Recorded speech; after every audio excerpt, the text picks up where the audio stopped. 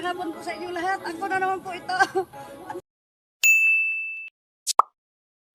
At sasakay po ako sa traktora po. Magandang hapon po sa inyong lahat. At maraming salamat po sa inyong patuloy na pagsubaybay sa aking mga pinupo sa FB at saka sa Reels po, mga idol.